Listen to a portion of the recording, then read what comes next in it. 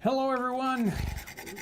We are live in the Nutmeg Tavern. It's a weird Wednesday, but this was the day when we could have special guests here in the tavern. So weird guests. Weird guests. Yes. No, not weird guests. we had to like move tables out of the way and all that so we could get all these people in the tavern. But you are welcome to come on in. We're having a fun time in the tavern already. You've been laughing and well, you missed all those jokes, so yeah, you'll just have to live with that. My special guests, Frank and Carol. How do you like to be announced on a thing like this? Well, Parson John and Maggie. Parson John and Maggie. More right. people know me as Maggie than anything else, and I just as soon be called that. That's fine. John is my first name, just like Well, that yours. would mess it up, so we don't want that. John, Maggie, John. So we just call him Parson. Just leave the John Parson part off works. and Maggie. Right, So right. that works. And we are, of course, joined behind the scenes by Ryan, who's on the console, making it all happen. It's good to be here. Thanks. There we go. So we're here to talk about lots of different fun topics. Boy, that changed everything. Lots of fun topics here. He just blew out one of the lanterns in the back of the tavern here. So I guess where do we need to start with this, Ryan? Have you thought about where we need to start, or do we just go crazy? I think that we just start at the beginning. Let's talk a little bit about how this relationship beginning. began. The beginning. That brings up a song. Boy, but I'll we'll say. not go there. What beginning are we talking about here?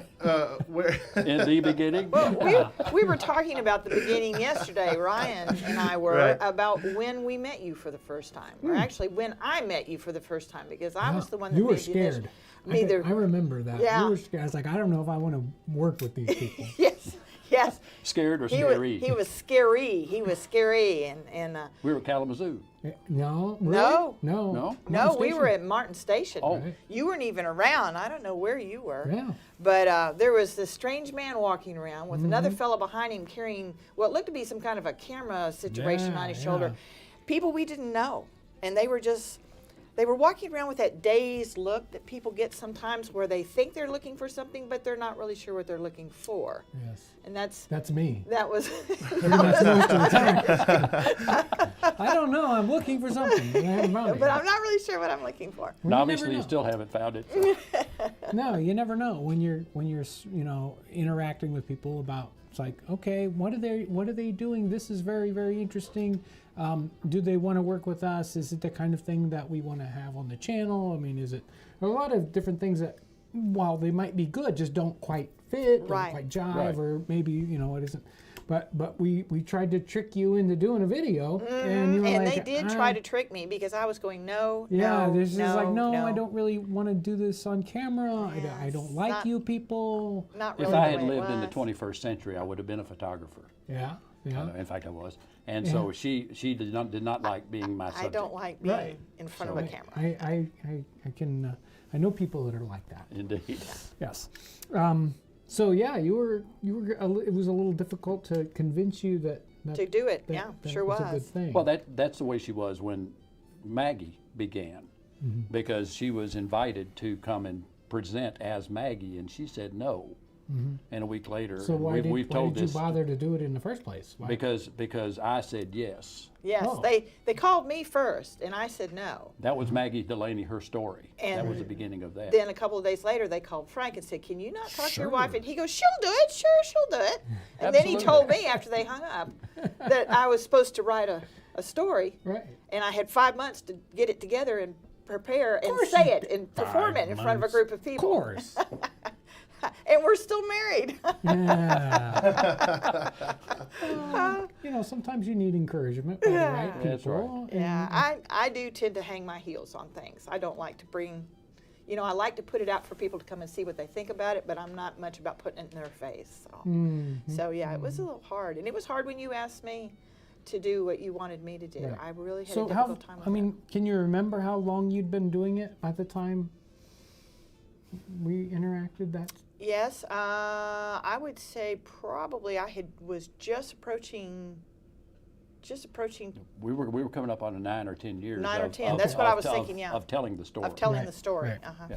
Right, because I mean, it's like you were like, I don't know if I can really tell it in this way or in this situation, you know, because when you're doing that kind of a story, you need to bring a certain part of yourself there, and it's like, I don't know if I can do I that don't know if I can in do this that. way. Yeah.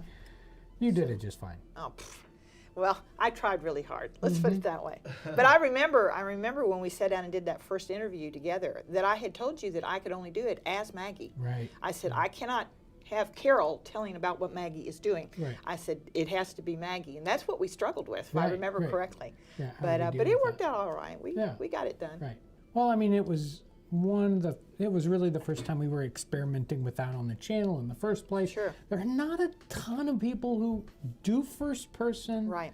And a lot of people have a hard time interacting with that, and Yes. you know, it kind of has to play by its own set of rules, and different people have different rules for how they Right. want to do that. Right. Right. What, you know, how much fourth wall breaking do they do? Is it none of that? You know, so it was an interesting experiment, and I think it was successful. I think so too. I've had many people approach me at different reenactments we've been at and told me that they've gone back and looked at those videos that you've done on first person yeah. and how you create a character, and that they love them and really enjoyed them. They don't know that they may ever Right. do that, but they really enjoy it, which is I think it's worth mentioning. It's like, I think that at the time you guys stood out so much because that was something that we were thinking about doing. It was the first person kind of how-to videos. Right. And then you helped out with that, which a lot of people that watch the channel now might not even know that we did those in the past. Yeah, so if you're interested, maybe Ryan can find a link, I don't know, or if anybody's in the chat, find a link for that.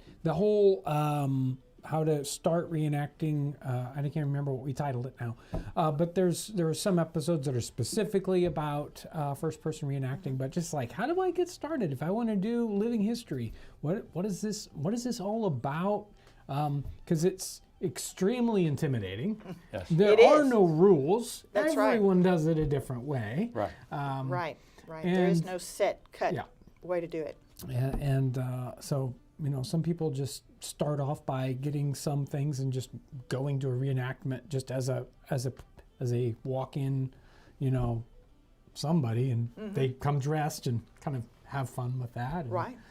Two of the most successful first persons that or actually three of the most successful first persons. One would be Tim Neely, that Right. when we got into reenacting was doing a French lace merchant, and later became a Timothy the linen- Weaver. Timothy the Weaver, Timothy and Weaver. now he's retired and out of it. Bill, and I can't remember Bill's last name, that did the older Jefferson at Thomas Jefferson at Williamsburg. Okay. And he could step into a conversation, and when you finished it, you thought you were talking to Thomas Jefferson. Right. Yeah. And then Dennis Boggs, who does Abraham Lincoln. and He's he even fabulous. he can successfully break that wall. And for instance, I carried for a while a little flintlock pistol with about a 4-inch barrel. Sure. And Abe Lincoln saw it one day, and he said, "Ooh, that makes me kind of nervous." Yeah. So he acknowledged what was going to happen. Right. Without really breaking He was a breaking the master at character. it. He's a master. Is a at it. master at it, yeah. Yeah. And I mean, there are a couple of the folks at, you know, Plymouth Plantation that do an extremely Yeah. good job. Oh, It's yes. tricky though. It's not easy. is, It's it is. No, not it's easy not to do easy it to well. do. In fact, it's really hard to do well. It is. So So after we eventually did the Maggie delineating her story video, and then we moved on to the laundry series, and that might be like people on YouTube anyways what they know you best for. And I don't know, did you ever see that coming? No, No. never at all. In fact, when you contacted me about doing that, you the said, first thing do I enough thought, laundry in my life. well, the first thing I thought was, there's people out there that do it better than I do, and you may ought to go to them, you know. And we said, no, And you thanks. said, no, you'll do. And I'm like, nah. All I can do is tell you what Maggie does. That Maggie's first answer is always no. It's always no. Well, that's a good place to 40 start. some years. It's never mind. Yeah, it's always no. But I personally, I thought that was a nice little thing to do, but nobody's really ever going to care about laundry videos. I mean, who's going to watch laundry videos? And I have been shocked at the number of people that not only have seen it, but come and talk to me about it at the reenactments. Public people come through and go, "Oh, you're the laundry lady." so it has amazed me how much that has gone out there and the number of people that have viewed it. I would never have thought that. So you had much more confidence in it than I did. Well, Although I have to take a little bit of credit. no. I don't know who came up with the title on that first one about the drunk laundresses. The drunk laundress. And I was like, well, I'm not drunk. The Ryan did. the Parsons servant is a drunk laundress. Yeah. Yes, that I works. was That like, works. where did they get that? It's funny. I really remember that moment because we were in a Airbnb, trying to come up with like we were in an Airbnb to do the next thing. I think maybe it was the daubing video. I can't remember. It was right after that, and I was like, the drunk laundress. It's a good title, but we were nervous about it, and it did really well when we were in the Airbnb, so we were excited. I think that's why people go to look at it. Clickbait. Yeah. Yeah, I don't know. But I think you made references to them Yes. being Yes. so Yes. we weren't trying to imply that you were, No. but that they could be. Right, and I did mention that, I believe, right at the beginning of that talk when Right. we sat down and It talked. was about basically just a pull quote. So that wasn't clickbait. It was talked about in We there. have never no. Just because your face happens and to it be said there. drunk laundress on laundress. it doesn't mean. Why would people connect I that? don't know what you're I talking don't about. know. I don't know. Seems crazy. So, what was after that? Oh, Yeah, we did the Maggie story before that, Yeah. didn't we? right. Yeah, the Maggie story is the first thing And we then did, we did and the then we came back laundry. and did the making Now, of in Maggie. between, you came down to Fort Loudon Mm-hmm. when I was doing the Resurrectionists, and we did a little short video. In Right. fact, Mr. Dodger was there. Right, yeah, Remember right, that? yes. Was in that? Mike Judson. Mike Judson was in that, and you did a little blurb of that, and that has gotten quite a bit of attention. People make comments when we're out, just kind of off the collar, Yeah. You digging any graves lately? You been Right. doing And this? we didn't really do a full piece about that, did we? No, it No, was pretty no. short, I but know. I think that we did maybe we interviewed her to the side and then put in a lot of B-roll from that weekend. Right. Right. And then we did the Parson video that same we did weekend. that Right. same one, yeah. Right.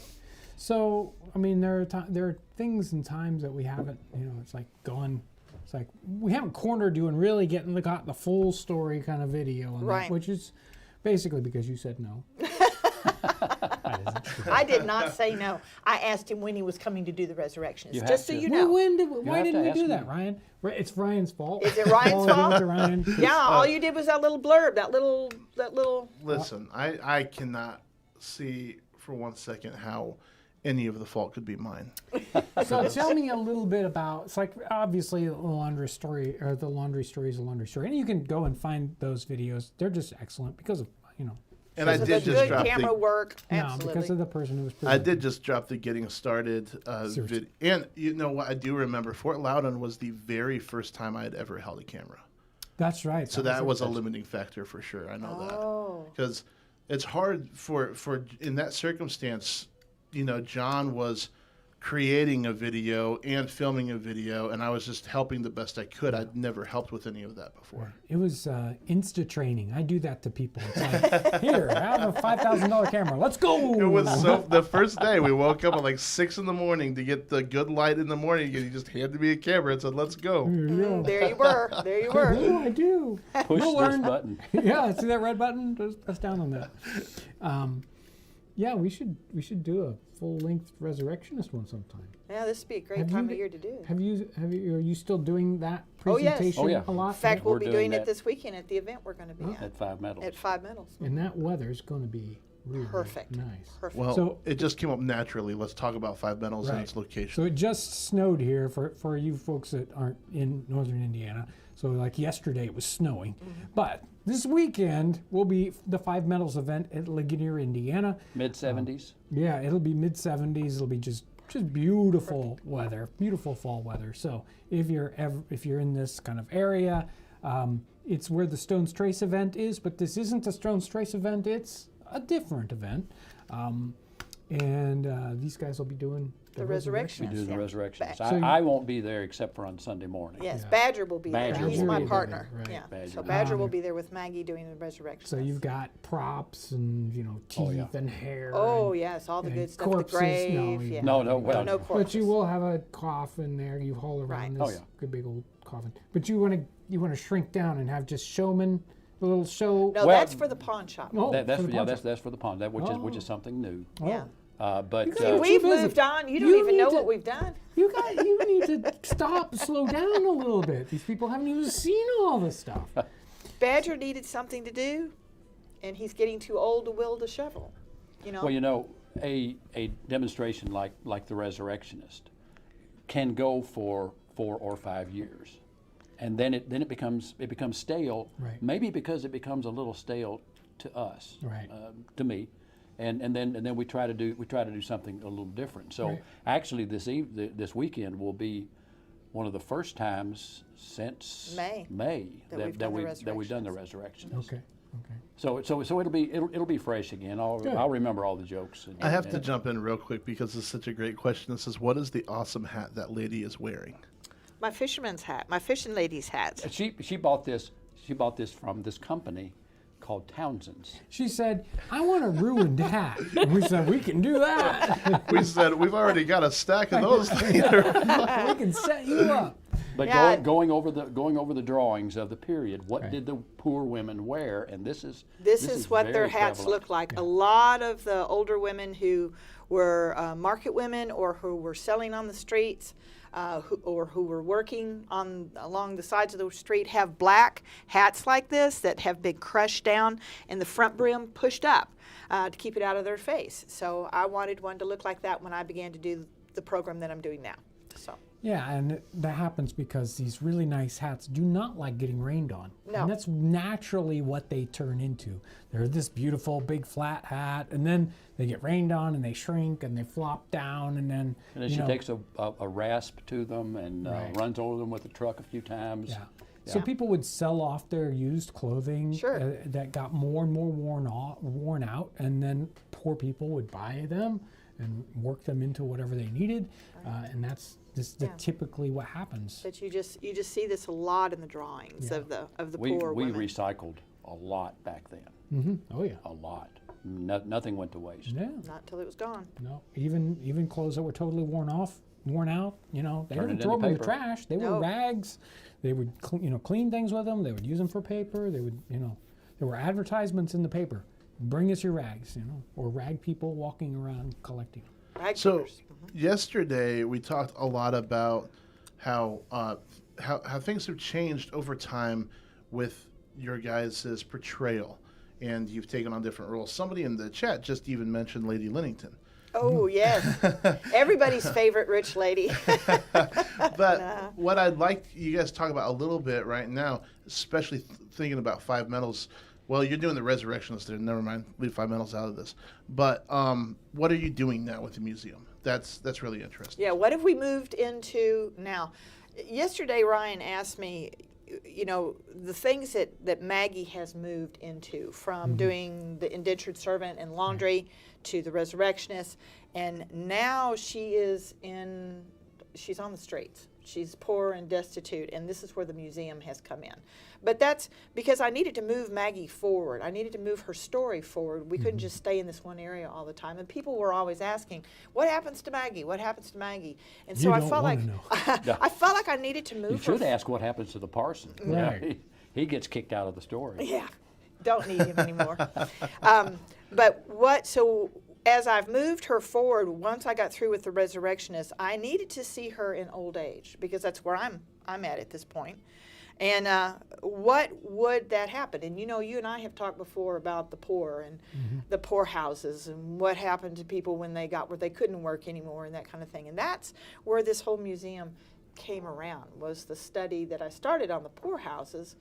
And then once you find about the poorhouses and how people would just do anything they could to stay out of it. Okay, so what happens between yes, I can work and going to the poorhouse? There had to be a gray area in there, and that's where the museum came in. I began to research what were these bottom dweller kind of people that would just get by scraping, you know, with their fingernails from day to day. What kind of things could they do? And I've been able to track down about 19 jobs that people did on their own. Here in the colonies. Here in the colonies, yeah. I've stayed away from England. I wanted to know what people here did because we were a little bit different setup than England was. And I wanted to know, okay, so you've got poor people in your town. What would you see them do? Or if you became suddenly injured or sick or what, you know, whatever happened, since begging is illegal in all the colonies, how are you going to stay out of the poorhouse? What kind of safety net is there in none. our time period, right? Nothing. It's But basically, very little. Sometimes the towns would have, you know, particular things that you could, you know, but that's like poorhouse kind of a thing. Right. And The poor relief. Right, You're poor talking about, relief.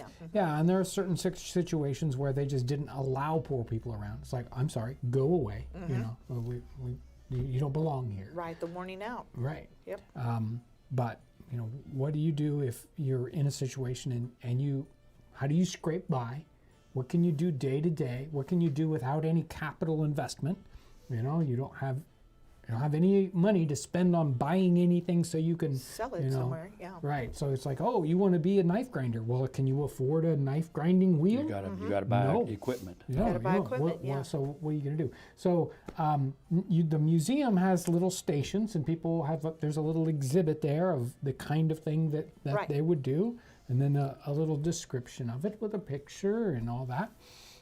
You said there's 19 in the Well, I museum? have 19 Researched. jobs, Okay. but I only have 17 of them in the museum. Okay. I actually took out 2 and put 6 new ones in this year that I thought were more interesting. Right. So I pulled 2 out that I thought were, and one of them was laundry. Because a lot of women, when their husbands died or left them, could turn to laundry. Right. But I felt like that was kind of well known. Yeah. And Too so, obvious. And yeah, you a little, had to little have obvious. tubs And and I things. had to have tubs and things. So I went ahead and slid over to these 6 new ones that I put in. So I have a total of 17 in there now, along with another banner or another display of the poorhouse. And I give people an option, you know, here's your choices. Door number 1, you can go to the poorhouse. This is what it's like and probably why you don't want to go. Or there's 17 jobs in here. Go through and see what you'd be willing to do to eat tonight. So that's what we do. And some of these jobs are seasonal jobs. Some of these jobs you could do pretty much any time. Right.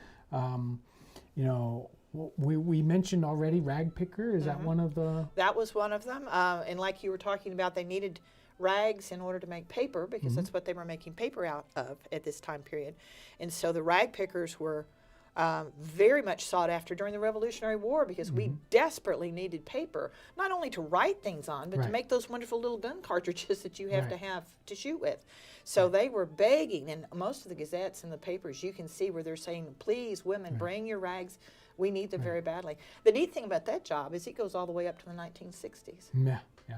And the linen rags that they were collecting makes the best paper. Right. You can't even, it's very, very difficult to buy linen rag paper today. Right. It's used for money because it's so good. It's Right.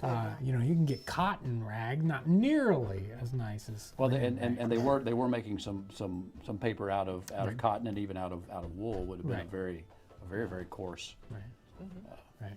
So what were the ones that sort of surprised you the most as you were doing your research, maybe? The Bone Grubber. I think the one that took me by surprise the most, or the one that, I don't want to say, I was like, oh, I can't believe they did that, was the Bone Grubber. And they were the people that went around and dug through the garbage, which of course was on the streets, looking for old bones. And they would find bones in the garbage, they would go through the streets and look for bones, then they would go to the slaughterhouses and get bones, and they would sell them to the bakers. And the bakers were taking the bones and cleaning them and bleaching them and then grinding them up and using it as filler for their white bread. I hadn't realized how regulated baking bread was here in the colonies. You could only have certain size loaves and you could only sell them for a certain amount of money. So if the wheat price went up, you were not going to balance out on that, and so they would put fillers in there, like bone flour or chalk or powder. They had different things that they would put in there. But in the research I found, I went back to Jack and the Beanstalk, written in 1711, where the giant says, "Fee, fi, fo, fum, I smell the blood of an Englishman. Be he alive or be he dead, I'll grind his bones to make my bread." That was true. That giant didn't make that up. He was saying what was really happening at that period of time, and I think that was what caught me by surprise. Right. So I knew it had happened in the Victorian era, at least in England, but I didn't realize it was over here. Yeah, in the 1750s, someone wrote a book, and it was a pamphlet, 60 pages, and it was a calling out of the baking industry Right. for the Right. adulterations that are going on in bread, and they talked about bones in there. They were mostly concerned about alum and just chalk, because I don't think bones, they talked about it, at least at that time, that they were that popular. But yeah, it was pretty disgusting. And I think there was even mention, just to creep people out, human bones or something. Right. Like that. Right. I don't know Bones if is they- bones. Bones is Right. bones, I right. don't know. I need to interject real quick. Ashley LeCounts in Super Chats. Yes, a full resurrection video, please. I love every character Carol creates. See you all at 5 Metals this weekend. Very good. Good. See you there. And Jennifer is in here, and you don't have to answer this just yet, but I want to say it. Folks in the chat are wondering why were poorhouses worse than just being homeless? Mainly because poorhouses were not set up necessarily out of compassion to help these poor people who couldn't make their way any longer. The whole attitude toward the poor, somewhere in the middle of the 1700s, went from being, "You poor thing, we need to take care of our poor, we need to help them, we need to try to help them take care of their needs and their wants," changed to, "You lazy good for nothing. If you would get out and get a job, you wouldn't be sucking off my taxes." And the whole attitude toward the poorhouses did a 180, so that the poorhouses began to be set up as more of a reformatory, where they were going to take you and make you better. And the way we were going to make you better, you poor person who are lazy and idle, is we're going to treat you like a criminal, and while we have you in there, we're going to make sure that we can make you so miserable that you're going to want to get out and get a job just because it'll be better than being with us. And that whole attitude was very prevalent through the latter part of the 1700s and into the 1800s. A lot of books are written on that. So you didn't want to go to the poorhouse, for one thing, for the shame of it. It was pretty bad, shameful. You were considered the drudgery of the earth if you were in there. And they did think that you were somewhat like a criminal. And they attached to you unless you had a really good reason for being in there, such as if you were too very elderly, invalid, that you just couldn't work, if you were hurt in some way that kept you from being able to do anything out on the streets, or if you were some kind of a mentally or physical problem where you couldn't compete, then they didn't mind you being in there so badly. Or the worthy poor. Yeah, they were the ones they called the worthy poor. But anybody else was called unworthy. And their whole goal was to get you out. So it was not a place that you went to where people would say, "Oh, you poor thing, let's take care of you." It was more of a, "You lazy good for nothing, let's see what we can do to get you out of here." So that's why people didn't want to go to the poorhouse. But there were those that worked the system. Oh, yes. They were the older men would go in complaining of their leg being lame, especially in the winter. Right. In the winter time. Cold weather's starting to come Oh, on. my leg! I can't. And they would give them permission to come in. When in the Right. spring, miraculously, They're healed. they're healed. Yeah, So they right. They have to climb the fence to get out, and of course they'll do that. And their leg managed to get them over the Managed fence. to get them over the It's fence. amazing how they were healed when the warm weather came back. So Yeah. there were people that Took advantage. took advantage Sure, of it, and that system was set up in such a way that they really couldn't trust who was being honest and who was not being honest about it. So we just treat everybody like they're not being honest. Right. So poor houses and wow, what a tough subject, right? It's one of those classic subjects people don't want to talk about. It's like, it's not Right. something we really want to talk. Oh, that happened over How there. big's a stack of books now? Yeah. Yeah. Right, and There's that's a lot of material. And I don't think we think about that happening here in the United States. No. In, late 18th century, early No. 19th century. It's like no, everyone was on the frontier and, whatever. We think about that with Dickens and Great Britain and all that. It's easy, classic. That's over there. There was a poorhouse within 10 miles of where we live. And the older, the better quality buildings are still there in ruins. The cemetery is there.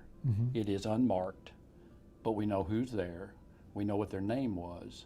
We know what they died of, but we don't know. We don't really know where it is. Anything else don't know about There's anything no else. Don't know exactly where the cemetery was, Yeah. but we know it's Right. on this They particular know it's somewhere farm. there, but they have no idea. But Wow. like all the other poorhouses, or most of them in the country, in the early 1950s, they closed them down. She was commenting that at Mississinawa we had a lot of people come in, and it was ladies in particular. So they would read the poorhouse banner, and their response was, "Oh my goodness, they are real."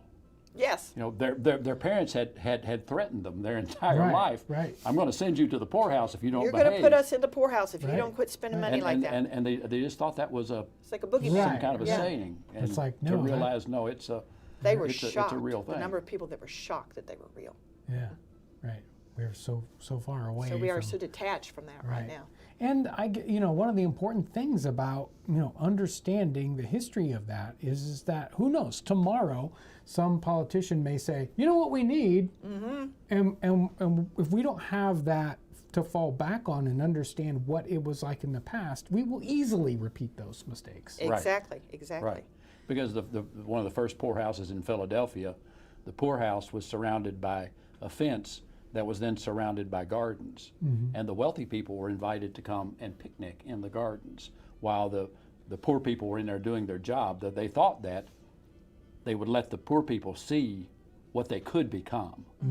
And that was Instead of vice versa. That was an utter Yeah. It's that was like, an utter failure. Let's go watch the zoo. Or whatever. Exactly. It was set up like a zoo where people could sit and watch you at your work, and hopefully that would make you want to work harder and better I want to Really? break Yeah. these rocks quicker. Yeah, okay, there's some pull fun. this open faster. So, if the Bone Grubber is the one that you were surprised most, what do you think that people that are going through are surprised most about? I think right now the number one shocker is, well, there's two of them. The number one shocker probably is the pet squirrel supplier.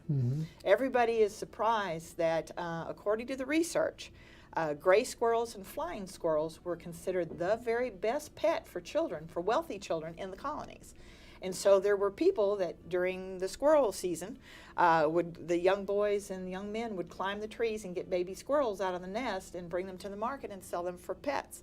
And we know that this was common enough that Benjamin Franklin even wrote his wife while he was in England and asked her to go to the market and pick up several baby squirrels for him and ship them over. He wanted to give them as gifts to the children of the people he was staying with. So that takes a lot of people by surprise because not everybody has the same warm, fuzzy feeling towards squirrels. So They're cute in a book. yeah, they're cute in a book. There have been a few people that have come through and said, "Oh yeah, I had a pet squirrel when I was Oh, a really? kid. Yeah, they were great, but but I don't see how they would, But that was a big thing, and that was a way, at least twice a year, you could make a pretty good amount of money. And the other one that people I think are the most shocked at are the pure finders. That's where the people that went around with a bucket and picked up dog mess, feces, off the streets and sold it to the tanners, and they used it to soften their leather. And you could get a 6 pence for a bucket, and there were a lot of older women who and young orphan children. Those were the two ages that generally did this, that made a living doing that. 6 pence a day. There's a job. Six pence a day. We did a little mental calculation. You can't do pence now, dollars. Right. Dollars They now, don't pence equate then. Yeah. the same But way. but buying power. You could get a penny loaf. You could get beer, bread, and cheese Sure. for about 3 pence. Right, exactly. And then you'd have a couple pence left over to maybe get a place to sleep. Right. So what would that? If you worked and got enough to get a Happy Meal, it would be what $5 or $6 now. I don't know Right. what they are, but Right. so you can get some kind of an equivalence. Yeah, I mean 2 meals a day. Right. Of something like that, and if you can survive on 1 meal a day, Right, right. So, or if it's a child doing it, that is a substantial increase to the income of a household. Right. That was one of the things that really caught me by surprise too, is how many of these jobs, I knew orphans did these jobs. I did not realize how many parents sent their young children out to work as part of a viable working force in the family. And that was one of the biggest things that was keeping the children out of any kind of a school, is because They gotta work. They got to work because we Right. need the money. Right. And that they were starting children at 3 and 4 years old. Okay, so we didn't talk about this. I haven't talked about this, but it just popped into my head, and they may draw a blank on me. So I'm going to ask him this question though. Oh, here we go. Especially about children working. How about children working being scarecrows? Oh, hadn't heard that. Yeah. No, I got a blank on this one. Oh, I Yeah, hadn't heard that. How right. about that? So we're going to do a scarecrow episode if we get a chance before Halloween. Oh, how neat is that? But I making know it, we can find some children. making it well, we're going to make a stuffed scarecrow. Oh, but okay. they also use children to do that kind of thing. It's like keep the pests out of the field. Right. So that's their job, all day long. It's like, Right. well, every 5 minutes, run out there and go woo and clap your hands and make the Make the 'em birds. get How out of about there. that? Let me tell you, with my 6-year-old Silas, there's not a bird in town that will dare landing in our yard. Word's already gone out. Right. And so I mean that's another one of those kinds of things. It's like, well, I can that kid's gonna help. He's gonna help feed himself, and maybe somebody else in the family. We're gonna get him a job. Right. Absolutely. Well, Sending you've a- got sending a- 3-year-olds in the factories. Well, sending a 3-year-old out into the forest to pick up sticks. Yeah, Yes. Right. Just to get Hey, a bundle of that's sticks, fuel. bring them back. That's fuel. It's fire starter, if nothing else. Right. We well, we find a lot of that, and that's one job I can't nail down. Although I know it was here because I see references to it, but I can't find it as a job as far as they're going to go out and do it and sell it. Right. But is sending out children at 3 and 4 and 5 years old to stand by the side of the sawyers. The sawyers in the town were the ones who sawed. wood, The outside people would bring in logs, and Bit the saws sawyers and- would cut it down for firewood. And the children would stand around the edges and pick up the chips and then take them back and use them for fuel in their homes. And that was their job. They did that all day long. Little bitty kids, but I can't find it to say that they Right. And sold it in the may- market. right, I exactly. know they did, but can't find it yet to put it all together. There's a lot of things that you found that they did in England, and the assumption is they all came over here. But that's But until we can find that, then- Till I can prove how it. about an idea of one that didn't happen here but did happen in Great Britain? Any of that? ring a Yes, bell? there's one right now that I'm desperately trying to chase down. I have found it in London, I found it right outside of London, and I found it in Paris. And those are pea shellers.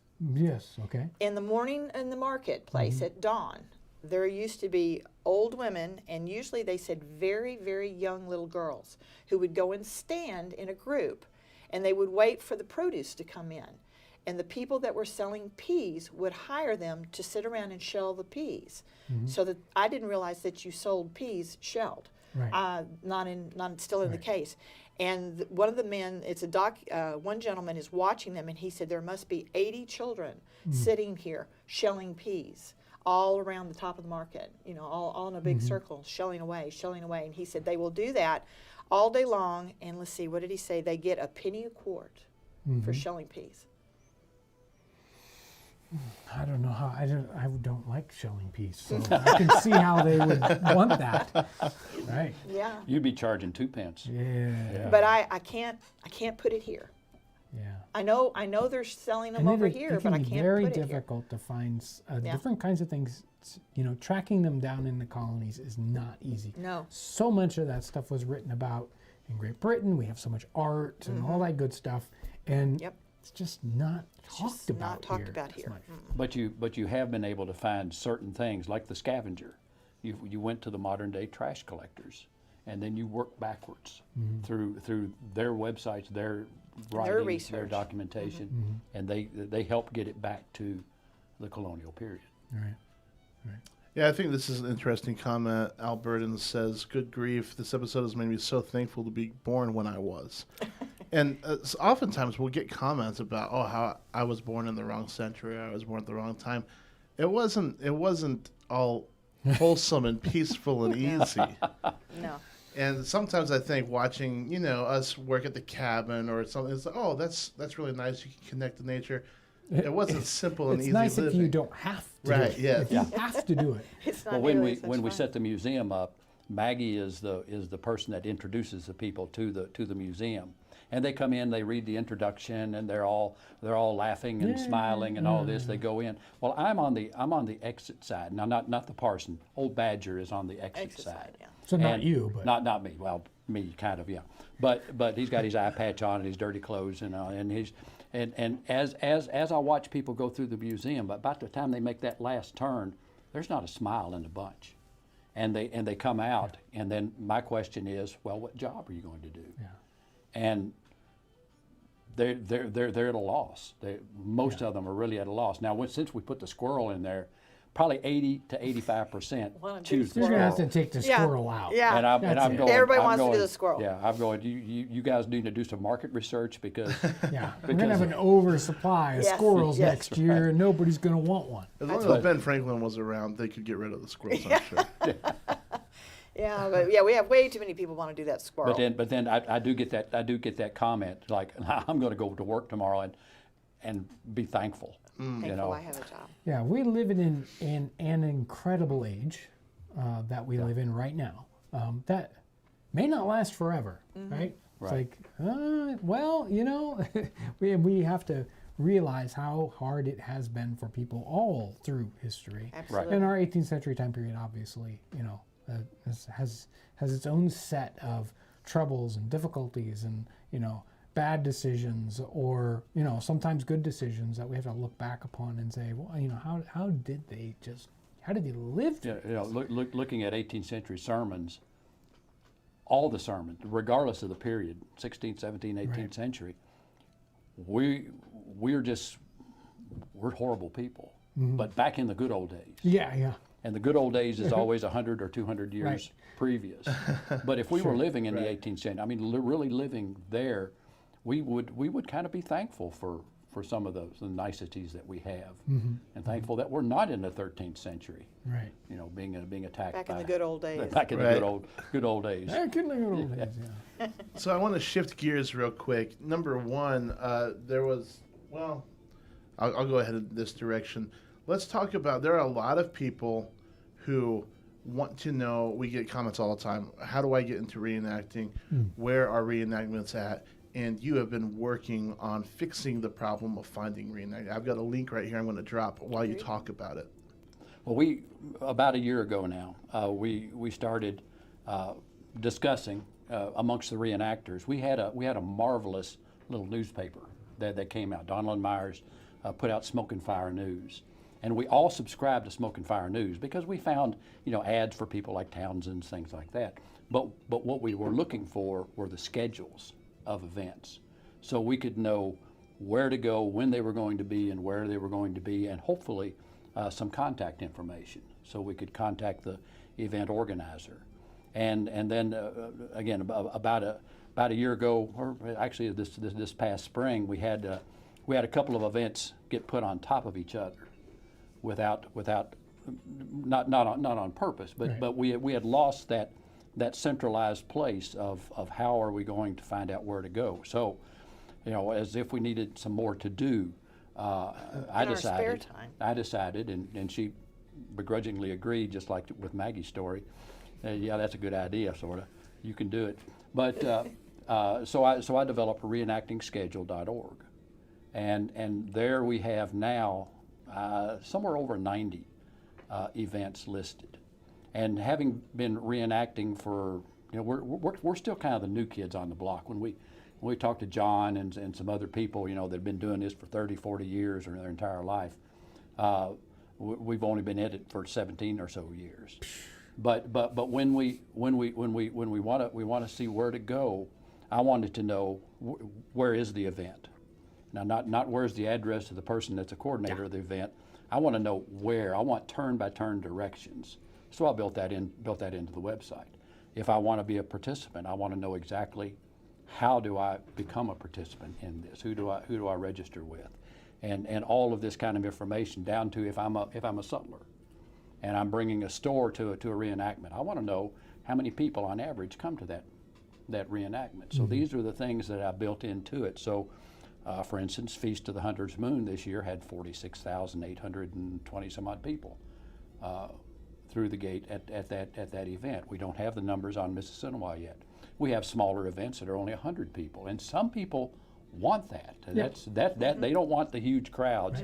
They want the very, very small, intimate event. So this schedule then gives people the ability to do that. You can search by genre of reenacting, your Rev War, your 1812, your Civil War.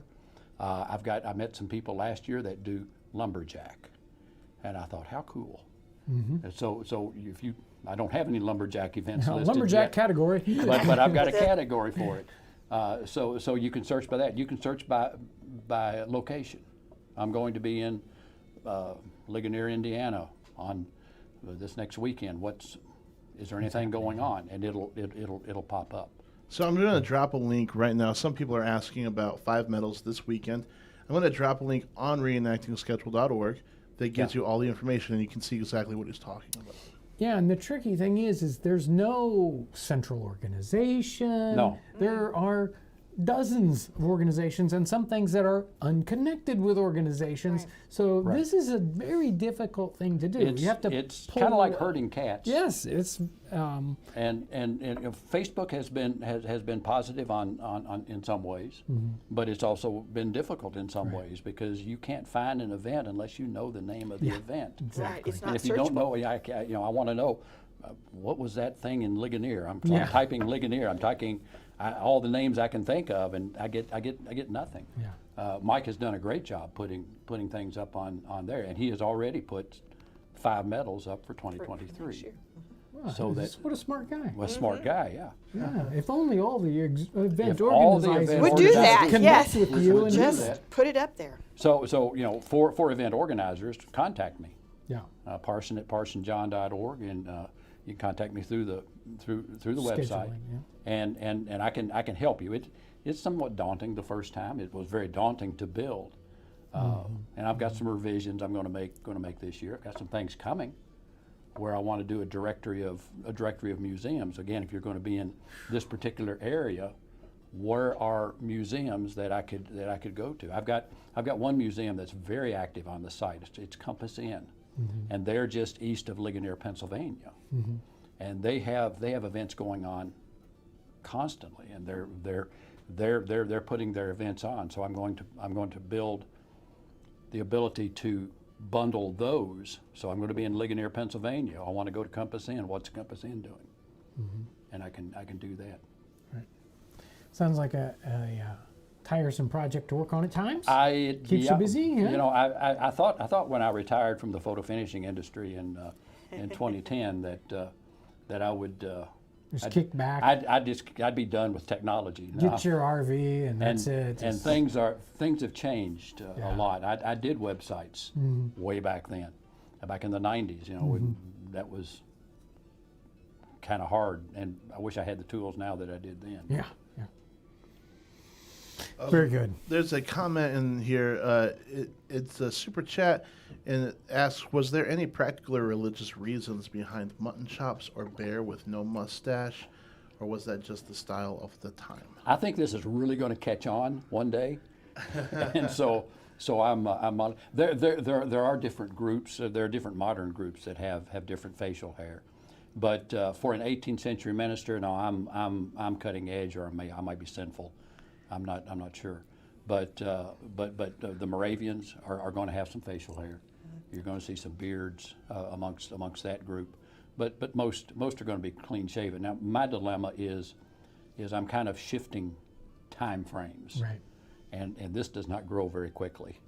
So when I do Old Badger, if you come Saturday or Sunday, you'll see Old Badger.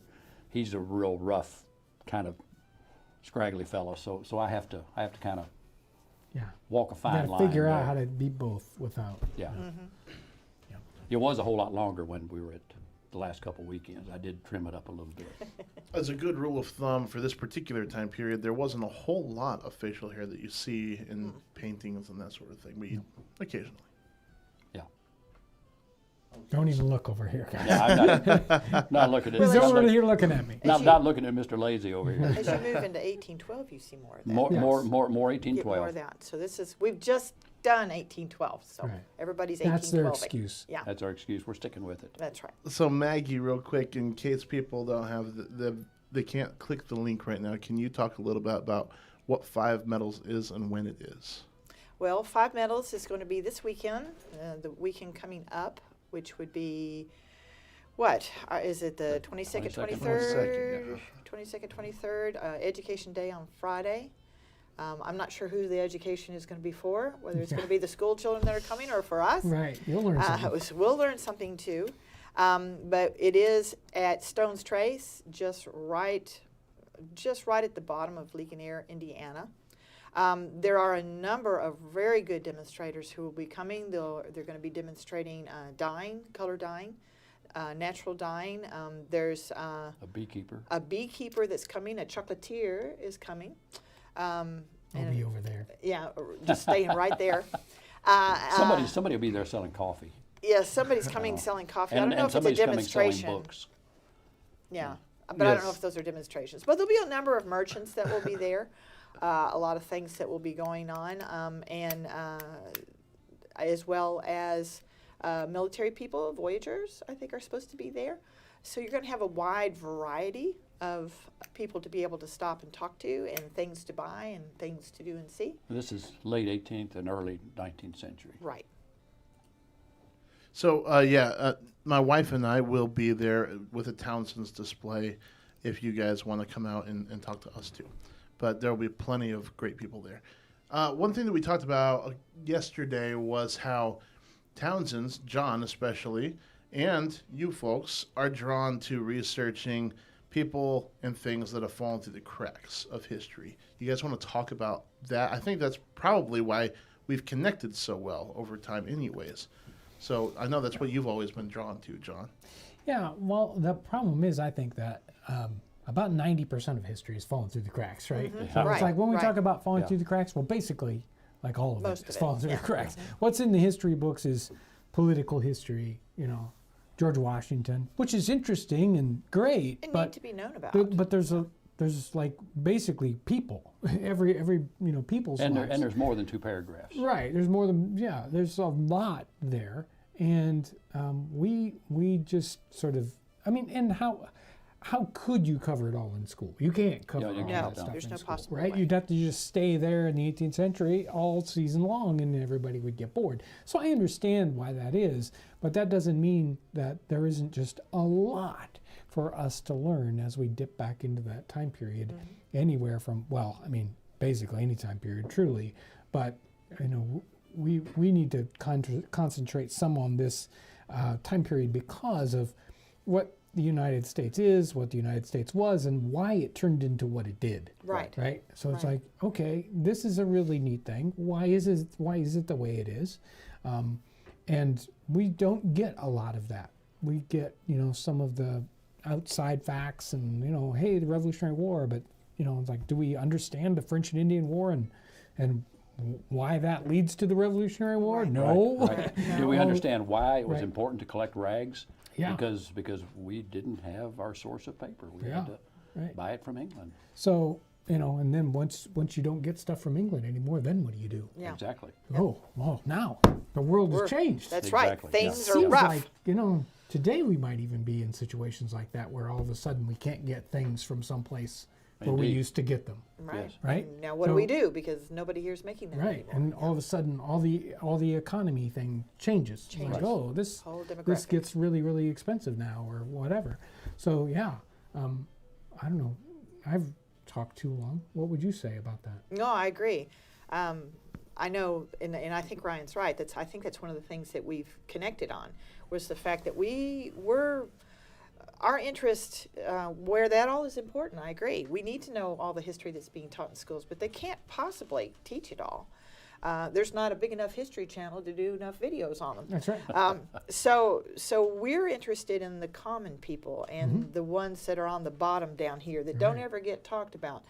What happened to them, and where did they come from, and how did they scrape by, and what kinds of things did the regular Joes do, or Josephines, if you want to Right, call them that, right. and how were they treated? How did they make it?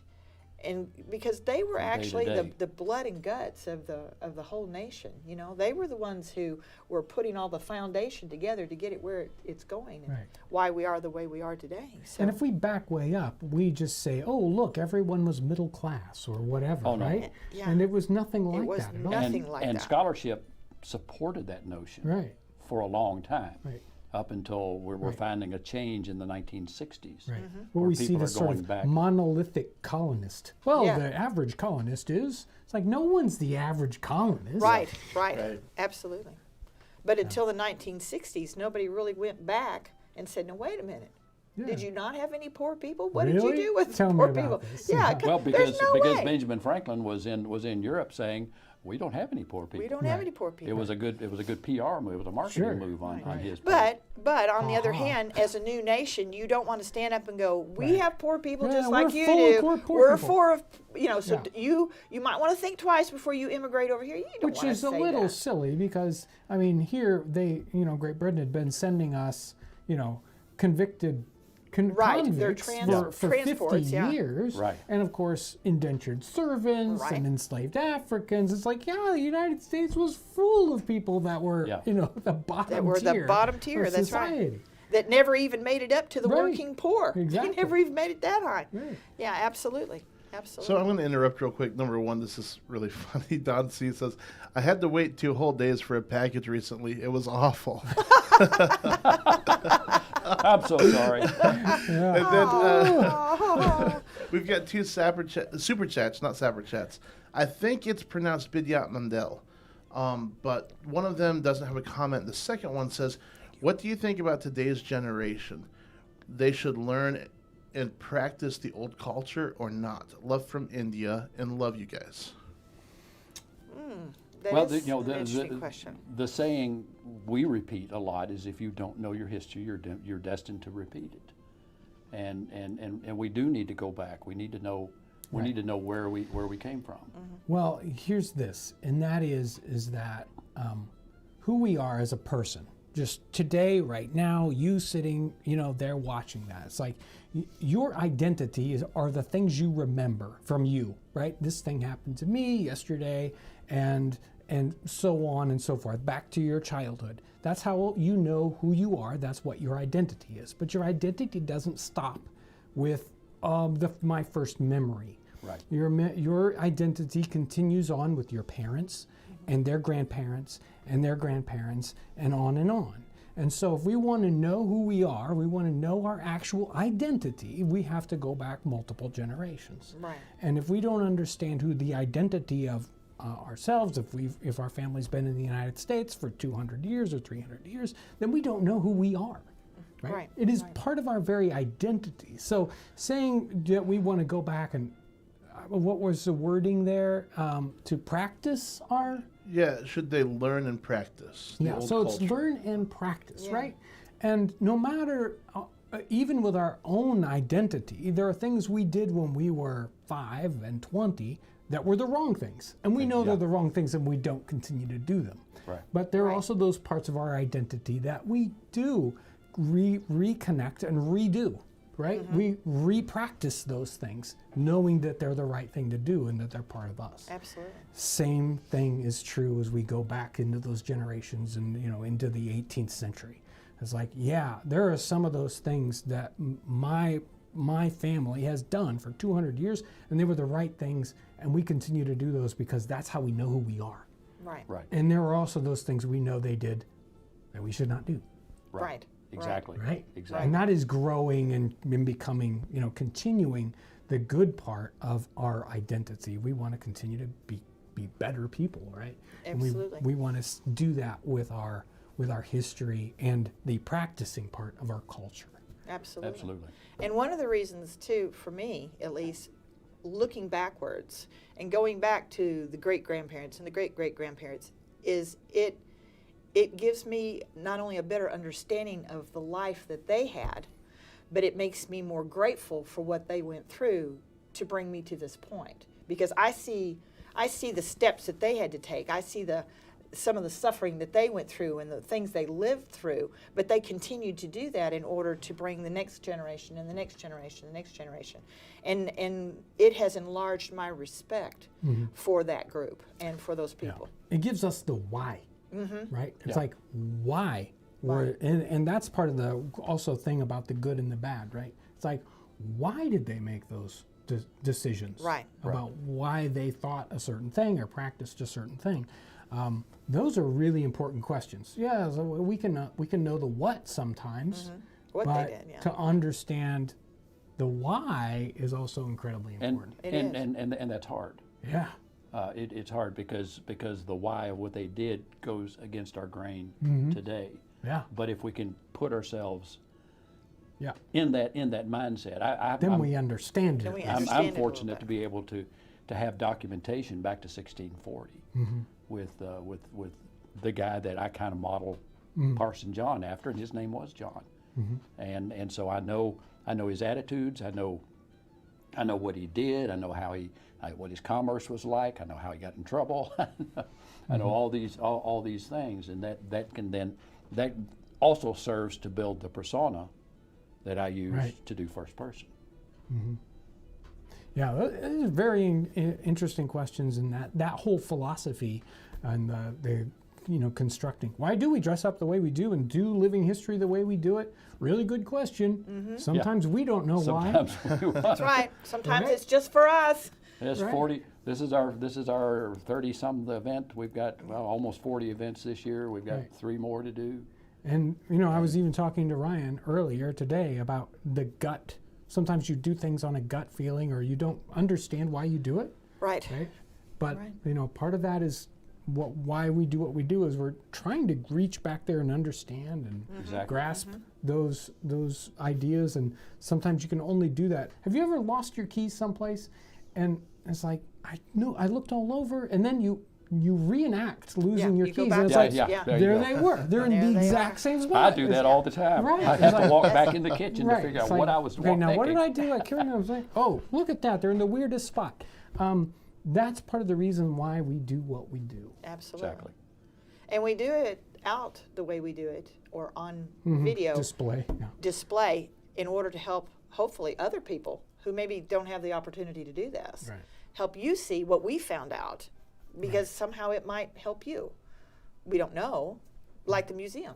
Yeah. I don't know that really makes a big difference to anybody. That was information that I found out. But there are people who walk out going, I remember my grandmother talking about this. I remember. So that's good that it brings those memories up and helps them. Solidifies them. Yeah, goes back and makes that connection. Yeah. So, A question that I was wondering yesterday that I didn't ask you guys. Do you know, are the wheels already turning for the next step of the story? the last step of the story is already written. Okay. It needs some tweaking. A lot of because tweaking. we keep changing Because we things. keep changing it. But yes, we have the last final chapter of Maggie's life. I don't know if we want to. I don't know if You we don't, want to you go don't there. have to deliver it. I was just wondering if that's even something that was but I mean, thought it's- of. Well, It's- Badger has become too old. The parson leaves the story after the Yeah, the first he one. left in the Resurrectionist story, the middle one. So then old Badger comes in, and Badger and Maggie are going to actually get married, and or already have, and then Badger is now too old to dig up bodies anymore. We're in the golden years. Oh, I thought it was like a Bonnie and Clyde story where you just No, crazy no, and no, go out in the no. flames. Go out in What is it? flame. What is it? We open up the door of the fort and Yeah. run out into the bullets. Yeah. Butch Cassidy thing. Cassidy, yeah. But no. Badger's going to invest his funds in a pawn shop. Which we alluded to a little while ago. But and we have good documentation for that. But even after that, how long is that going to last? Is that going to be successful? What are Badger and Maggie going to? And that's the final conversation. Yeah, the final conversation is when we are both too old to do anything but wander the I streets. feel like I'm there. And we're there. And we're there. And there comes a point to where we have a confrontation over, now that we're at this point and we can't do anything else, what do we do? Do we go to the poorhouse? Do we go to the poorhouse, Maggie's or the do we only- keep it's struggling? really the only choice. Somebody in the chat just asked if Badger and Maggie's story will ever see print. Good question. Don't know. Okay. Hadn't thought that far. And then Arturo Lozano Rodriguez is in Super Chat. I love U.S. history and colonial clothing. John, you are looking great. I hope there is nutmeg in those cups. Love from Mexico. At least in mine. In the cups, there's nutmeg in John's pockets, I'm sure. Yeah. How many would you like? Little on his shoulder. It's funny. Was it on a live stream or privately when I said that you should carry little nutmegs in a little Ziploc bag in your pockets to hand to people sometimes? That'd be funny. John doesn't think it'd be funny, but I think it'd be Ryan hilarious. thinks it's funny. Ryan thinks it's really Good job, funny. Ryan. Hey, everybody's going to come up to John now. Hey, where's my Where's nutmeg? my nutmeg? Oh, Nutmeg's Ryan. nutmeg isn't cheap. It wasn't cheap in the 18th century. No, but you could make little wooden ones. Okay, No, fake so ones. so we can say veteran reenactors. I think Sure. that we have here. Of course. Okay, there's a dispute in the comments right now. Uh-oh. Is there a difference between LARPing and reenacting? LARPing? Live action role play. Yeah. Oh, I see. You can see. Yeah. Got You have to no explain guys. to him. Be able He's to little really old. answer So some people are saying LARPing is usually based off of fictional Fantasy. characters. Yeah. Can you guys explain what you feel like is the difference there? Because we do get that comment quite often. What we do are character demonstrations. So we are giving, to the best of our ability, what Maggie or Badger or the parson or whomever would be doing in this particular time and in this particular place. So we're not there's no fantasy element Right. to it, Right. other than it's we are imagining it. So if But that's I'm- imagining's built on research. History. Right, Exactly. right. It's not just in our imagination. Probably some overlap, Yeah. a little undoubtedly. overlap. Undoubtedly. Yeah. But we stayed at a hotel where there was a Comic-Con thing Comic-Con. going on, and we come back from the Living History event and get in the elevator with lot Wonder of Woman and people. a lot of well-dressed characters, and, Yeah. and they're looking at us going, "Wow, did you go to such and so No. Seminar, did you hear so-and-so speak? And we were like, no. no, but We're just doing our we're thing. doing our thing."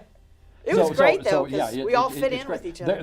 There are different genres of reenacting. We have the rendezvous, which are more loosely historically based. We have very progressive reenactors that are Rigid. counting threads, yeah. extremely rigid. We're somewhere on 2/3 of the way towards the rigid. But our characters are specifically researched and put together in order to teach one thing. Yeah. Maggie teaches about indentured servants. She portrays an indentured servant, and as an indentured servant, she does laundry because that's something, but it has a specific reason. Parson John portrays an 18th, early 19th century minister. So that's what he knows, that's what he talks about, and everything he does is to give information Right. for people that are coming by to Parson John hear. is a minister. Yeah, he is a minister. Well, So, frankly, we're not very versed in what's going on in the LARPing community. No. So No. we really don't have a whole lot to speak on that. We can tell you what we do, and undoubtedly there's a mix in oh, the absolutely. LARPing community, tepending on what. I they're know. trying to achieve. I see pictures of people doing that, and, Right. and it's fascinating. It is, it is. There's one group that does the Lord of the Rings. Middle stuff. Earth, does yeah, Middle Earth. Yeah, does Middle Earth. It's and fascinating. just- Their yeah. pictures are just fabulous. And they Outfits. look like they are real. Middle Earthians. Yeah, Middle Earthians, they yeah, look. yeah. They're elves. Yeah. They're elves. Yeah, and they're fantastic. There we go. Yeah. Thank you. Did we settle that or flame Yeah. it? You probably just put some gas on the fire. Well, that's not what we intend to do. We don't know anything about gas. Well, I believe they've identified some Have they? gases. Yes, Oh yeah. oxygen is one of the newer ones. Is so, it? Yeah. They found electricity. wouldn't they know about gas? Right. Electrical fluid. Those Leyden jars, it'll never pan out. Yeah, never. It'll never work. That's a fad. All right, I think it's about time to say farewell. Well, it's been an incredibly fun live stream, and it's always great to get connected with you guys and hear what your new projects are. Because there's always new projects. We're always working on something. What is it with us? We just can't relax. I mean, you dug a well. Yeah, and it got so dry that there finally is no water in the well right now. So you got to walk down to the pond to get To get water again? Yeah, if you really want to. I checked yesterday after the rain. I thought maybe. Yeah, but no way. It takes a while for that Yeah. whole water table to fill back up. It was Just fun walking don't down build memory your outhouse lane. too close. Well, it does fill it back up a little faster. Oh gosh, it's really time to go. Oh, you know we were talking about smokehouses and outhouses. Anyway, Yes, yes. That's a whole nother topic. That's a whole nother story, but that was We cool. don't want to spend too much time there. Incredible to have you guys in the house here for a live streaming. Of course, now we've got 4 more videos planned. We're going to have to do one with the Resurrectionists. Resurrectionists. I really want to see that little mock-up of the coffin with the bottom that falls out. Right, That right. pulls I out, I or love yeah. that. Yeah, That's yeah. just- We got somebody working on that. Right, Yeah. we got to bring that one back. Oh, that's a You're great gonna get one. to save a lot of money. Yeah, just think, Yeah. So rent a coffin. Rent Rent a coffin, yeah, which was very common. Right. So lots of projects. We need to get you guys on the channels more. Oh, that reminds me though. You will see these guys on the channel coming up with several episodes. You've got some Dirty Jobs episodes. Yeah, right? I've got some where we talked about the museum and Right. the different jobs that were in the museum. And a Frank episode coming up. I've got one coming up Pastor where John. I'm talking about John Newton, who happens to be my favorite 18th century minister. Yeah, a real troublemaker in the He was a troublemaker, he sure was. So And maybe we'll have one on the pawn shop once we get it all put together. Yeah. So lots of fun stuff, and undoubtedly this weekend should be just incredible. Oh, It will it'll be be. fun. It Come will see be. us. Come see Yeah. us. Right. Beautiful day, worth the trip. Thank you guys for doing all you do out there. How did we do on our live stream today? How many folks are out there? Well, it's been between 550 and 600. Good. the Yeah, whole time. we just kind of off the cuff and we played around with the day. So you found us. You were the special people because you found us It's our today. fault. Special. Yeah, Although it's if our you're- fault. Yeah. It's our fault because this is the only time we could be here. Well, If you're watching and you haven't liked it, go ahead and like it before you get out of here. So Right, that even helps if you in the didn't like algorithm. it. Yeah. Yes. like it now. Like it. Like it. Thank you guys for your incredible support. Thank you, Frank and Carol, for being here. Thank you, Ryan, for being on that console. All you Super Chat folks, super duper, thank you. And I hope you have a wonderful day. Thanks for watching. Bye.